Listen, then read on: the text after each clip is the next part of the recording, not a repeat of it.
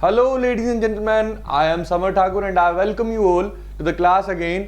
तो जैसा कि हम लूसेंट डिस्कस कर रहे हैं, लूसेंट में जो साइंस के एमसीक्यूज हैं एसएससी के एग्जाम के लिए, वो सारे के सारे हम सोल्व कर रहे हैं। तो उसी सीरीज में ये दूसरी वीडियो है, जिसमें जो लास्ट वीडियो में हमने क्वेश्चन सोल्व करे थे, उसके आगे के क्वेश्चन आज हम लोग सोल्व करने वाले हैं। तो विदाउट डिले लेट्स बिगिन। तो सबसे पहला यहाँ पे जो हमारे पास क्वेश्चन है वो कहता है, पहले क्वेश्चन को पढ़ेंगे फिर इसका आंसर देने की कोशिश करेंगे। The science related with the study of living. देखो बहुत ही आसान क्वेश्चन है, इसका जवाब जो रहेगा वो रहेगा बायोलॉजी। अब यहाँ पे अगर इस क्वेश्चंस को हम लोग इन क्वेश्चंस को देखें तो चलो यहाँ पे एक नई अप्रोच के साथ हम इनको डील करने की कोशिश करते हैं। यहाँ पे तो चलो पूछ लिया एग्जामिनर ने कि बायोलॉजी जो है, बायोलॉजी के बारे में पूछ लिया।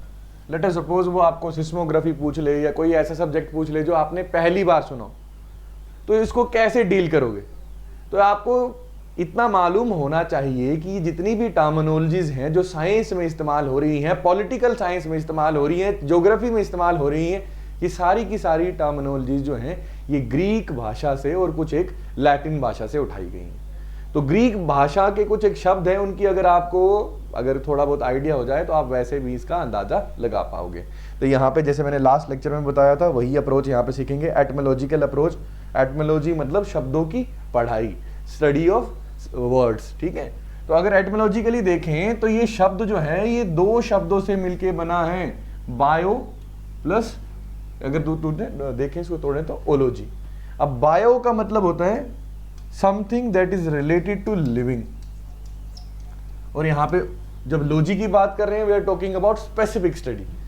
तो भैया यहीं से क्लियर हो गया, जहां पे भी लॉजी लगा है उसका मतलब है स्टडी, और आगे जो सफिक्स में जब लॉजी लग गया मतलब किसी चीज की स्टडी, और उसके आगे जो सब्जेक्ट जो वर्ड लगा है मतलब उसकी स्टडी की बात कर रहे हैं। तो इस अप्रोच का आगे भी हम यहाँ पे इस्तेमाल करने वाले हैं। चलो, तो ये तो हमने जान लिया पहले का आंसर। अब चलते हैं दूसरे क्वेश्चन की तरफ, दूसरा क्वेश्चन को देखते हैं। तो ये कह रहा है phycology is branch of botany in which we study about.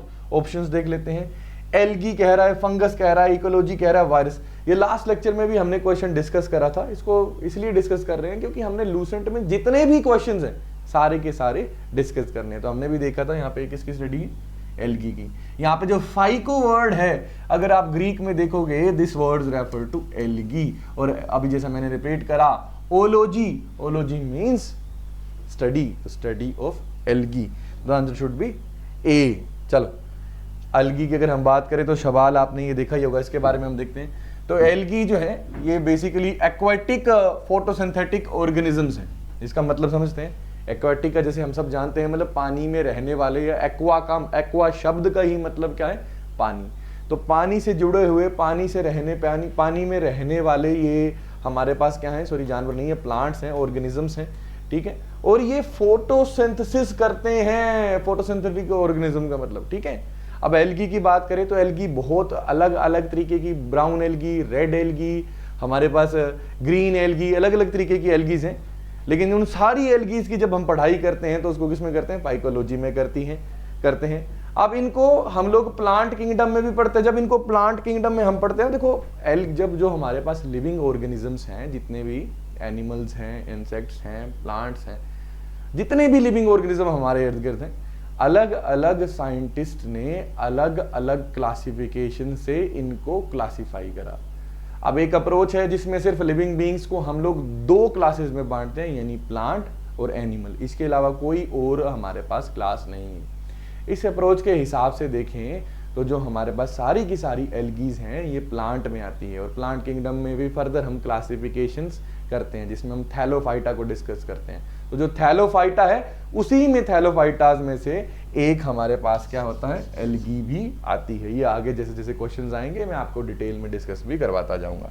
उसके बाद हम देखें तो इसको अलग अलग और भी किंगडम्स में डाला जाता है, लेकिन कई इसको कहते हैं ये प्रोटिस्ट है, वो अलग तरीके की क्लासिफिकेशन है, उसको भी डिस्कस करेंगे। तो अभी इतना जानना हमारे लिए काफ़ी है। एल्गी बहुत सारे अलग अलग तरीकों की होती है, जैसे red algae, brown algae, green algae, ठीक है। एल्गी के ऊपर पूरा हम आगे डिस्कशंस करेंगे क्वेश्चंस के थ्रू। फिलहाल के लिए आप इतना जान लीजिए जो एल्गी है इनकी स्टडीज को हम क्या कहते हैं, फाइकोलॉजी।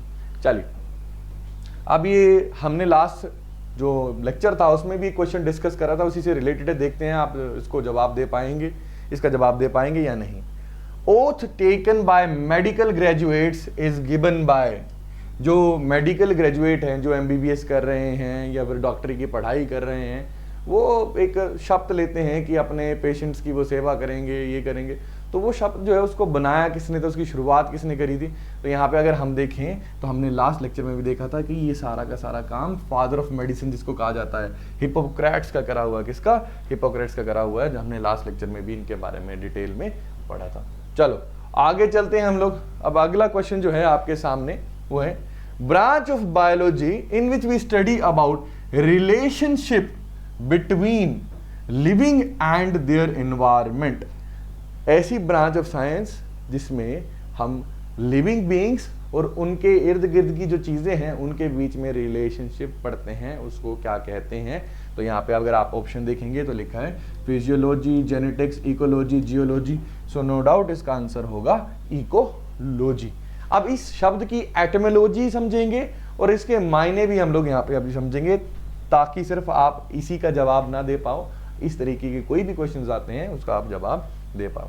तो सबसे पहले यहाँ पे देख सकते हैं आप, ecology is the branch of biology that studies the interaction between organisms and the physical environment around them including both living and non living things. जैसे जहाँ पे मैं रह रहा हूँ, मैं लिविंग बीइंग हूँ, मेरे साथ या मेरे अलावा कोई और भी जानवर है ना, या कोई भी, जैसे आप ये देख सकते हैं यहाँ पे एक लिविंग बीइंग है ना। अगर इकोलॉजी की बात करें तो हम यहाँ पे इकोलॉजी में क्या पढ़ाई करेंगे कि ये जो लिविंग बीइंग है, इस लिविंग बीइंग के इर्द गिर्द जितनी भी चीजें हैं उसके साथ ही कैसे इंटरेक्ट कर रहा है। फॉर एग्जाम्पल ये एक और लिविंग बीइंग, यानी आप इस पत्ते पे आप देख सकते हैं ये चल रहा है, मे बी यहाँ पे अपना खाना खा रहा हो, तो जब इसके साथ इंटरेक्ट कर रहा है तो यहाँ से फूड इनटेक कर रहा है। उसके अलावा यहाँ पे हवा है तो ये रेस्पिरेशन कर रहा होगा, तो respiration is also result of interaction between these two. एक तो आ गए लिविंग ऑर्गेनिज्म और उसके इर्द गिर्द की चीजें। तो इस तरीके की सारी चीजें ही हम इकोलॉजी में डिस्कस करते हैं। अगर आपको एटमोलॉजी आप ये देख सकते हैं, ये ग्रीक लैंग्वेज से ओरिजिनेट हुआ एक वर्ड है। यहाँ पे ये वर्ड ओरिजिनेट होता है तो किसमें, यहाँ से दो शब्द जिनसे ये बनता है, एक है ओइकोस। ओइकोस अगर इसको पढ़ें तो वैसे इकोस पढ़ते हैं। तो इकोस का मतलब क्या होता है? घर। जहां जहां पे भी आपको इको, अब इकोस से ही क्या बना? इको। जहां जहां पे आपको इको शब्द दिखता है उसका मतलब होता है घर। और दूसरा वर्ड है लॉजी, तो लॉजी का मतलब हमें पता ही है, स्टडी। तो इकोलॉजी का मतलब अगर आप देखोगे तो यहीं से एक शब्द बना ओकियोलॉजी, जिसको बाद में क्या शब्द से डेवलप हो गया? इकोलॉजी। तो अब इकोलॉजी और ओकोलॉजी से क्या बना? इकोलॉजी। मतलब हम जहाँ पे रह रहे हैं वो हमारा घर है। हमारे घर में जहाँ पे हम रह रहे हैं, जरूरी नहीं है जैसा हम घर इंसान समझते हैं वैसा घर, जहाँ हम रह रहे हैं वो घर हो गया। वहां पे हमारी इंटरेक्शन कैसी है आसपास की चीजों से। हम खाना खा रहे हैं तो खाना हमारे सराउंडिंग में आया, तो हमने जो हमारे इर्द गिर्द की चीजें थी, हो सकता है लिविंग हो, नॉन लिविंग हो, उनसे इंटरेक्ट करके सांस ली, पानी पिया, सांस में हवा ली, नॉन लिविंग थी, इंटरेक्ट करा हमने उसके साथ। पानी पिया, नॉन लिविंग था, इंटरेक्ट करा। खाना खाया तो खाना पिया, पौधा होगा कोई या फिर कोई जानवर होगा, पहले लिविंग था, हमने उसको क्या कर दिया? मार दिया, या उसको पौधे से उसको अलग कर दिया, उसको पका के खा गए। उसके बाद हम लोगों ने चले फिरे रहे। तो ये इस सब के दौरान हम कंटिन्यूसली अपनी इर्द गिर्द की चीजों से इंटरेक्ट करते हैं और इसका सीधा असर हम पे पड़ता है, और इसी सब की पढ़ाई को इकोलॉजी कहा जाता है, आसान शब्दों में अगर मैं कहूं तो। अगले क्वेश्चन पे आते हैं। Branch of biology in which we study about cultivation of flowering plants. Cultivation of flowering plant की कह रहा है कि जो पढ़ाई है उसको क्या कहते हैं? कहते हैं फेनेरोलॉजी कहते हैं, फ्लोरिकल्चर कहते हैं, एग्रोनॉमी कहते हैं, बोटनी कहते हैं, क्या कहते हैं? तो जो जवाब है वो है फ्लोरिकल्चर। इस शब्द का भी आप अगर एटमोलॉजी देखेंगे तो आपको बेहतरी से ये समझ आ जाएगा। आप ये देख सकते हैं जो फ्लावर्स हैं, ठीक है, फ्लावर की ब्रीडिंग करना, इनका कल्चर करना, है ना। तो ये लैटिन भाषा है, इससे ये शब्द इस्तेमाल होते हैं। आज का जो रोम है वहाँ से, आज के इटली से ये ओरिजिनेट होते हैं। तो यहाँ पे अगर आप देख सकते हो तो यहाँ पे फ्लावर जो वर्ड है ये निकला फ्लोस से, फ्लोस से बाद में बना फ्लोर, और फ्लोर से ही एक और शब्द निकला है फ्लोरा, मतलब सारे की सारी वेजिटेशन। तो यहीं से फ्लोर से क्या निकला, फ्लावर। दूसरा अंग्रेजी का शब्द है जिसको इन दोनों को जोड़ के ये फ्लोरिकल्चर शब्द बना, वो शब्द क्या है, कल्चर। ठीक है, कल्चर। अब फ्लोरिकल्चर, अब यहाँ पे कल्चर का मतलब होता है किसी चीज को पालना, यहाँ पे जो कंटेक्स्ट है उसके हिसाब से यहाँ पे कल्चर का मतलब है पालना। तो फूलों को पालना, उगाना, बड़ा करना, ये सब और इसकी पढ़ाई किसमें है, फ्लोरिकल्चर में है। चलो अब अगला पूछ रहा है, कह रहा study of flower is called, तो यहाँ पे इसका जवाब है एंथोलॉजी। अब यहाँ पे इसको देख भी लेते हैं हम लोग एंथोलॉजी। पहले तो आप यहाँ पे इसकी एटिमोलॉजी देख लीजिए। ग्रीक भाषा में एंथोस जो है, एंथोस का मतलब क्या है ग्रीक भाषा में, एंथोस का मतलब है फ्लावर, और ओलॉजी का मतलब स्टडी। तो मतलब यहाँ पे फिर क्या शब्द बन गया हमारे पास, एंथोलॉजिया, और लेटर ऑन एंथोलॉजिया से क्या शब्द बन गया, एंथोलॉजी। तो ये जो शब्द है एंथोलॉजी, इसके अकॉर्डिंग हम लोग यहाँ पे जब किसी सब्जेक्ट की बात करेंगे, एंथोलॉजी का मतलब ही अपने आप में हो गया स्टडी ऑफ फ्लावर। तो यहाँ पे एंथोलॉजी में हम स्टडी ऑफ फ्लावर यानी फ्लावर्स के बारे में पढ़ने वाले हैं। अगला जो क्वेश्चन है आपके पास वो है, palaeobotany is branch of botany in which we study about. तो पैलियोबोटनी, अब इन शब्दों को तोड़ो जरा, पैलियो प्लस बोटनी। तो बोटनी को हमने देखा था पहले भी, है ना, बोटनी शब्द का मतलब भी हमने देखा था, इसका मतलब होता है स्टडी ऑफ प्लांट्स, है ना। और पैलियो, पैलियो का मतलब होता है ओल्ड, पुराना। ओल्ड मतलब पुराना, जो चीज अभी अस्तित्व में नहीं है, जो पुरानी है, उसको कहते हैं पैलियो। उसके लिए शब्द हम लोग इस्तेमाल करते हैं पैलियो। तो पैलियो बोटनी का मतलब क्या हो गया, पुराने पौधों की स्टडी। ठीक है, क्या मतलब हो गया, पुराने पौधों की स्टडी। तो यहाँ पे हम ऑप्शन देख सकते हैं, animal fossil, plant fossil, seed of the plant, flower. तो डेफिनेटली हम क्या पढ़ेंगे पैलियो बोटनी में, प्लांट फॉसिल्स के बारे में पढ़ेंगे। जो पौधे हैं जो आज से कई हजार साल पहले, कई लाख साल पहले हुआ करते थे, अब वो एग्जिस्ट नहीं करते हैं, लेकिन उनकी छाप अभी बाकी है। वो फॉसिल्स के रूप में अभी भी हम लोगों को मिलते हैं, सेडिमेंट्री रॉक्स के में मिल जाएंगे आपको। ठीक है, जैसे आप यहाँ पे देख सकते हो, ये ऐसे ये पौधे अभी तो नहीं है, लेकिन जब ये जिंदा थे तो ये पौधे दफन हो गए मिट्टी के अंदर, रेत के अंदर। तो उसके जो मिट्टी रेत है, कुछ वक्त के बाद वो क्या बन गई, चट्टान बन गई।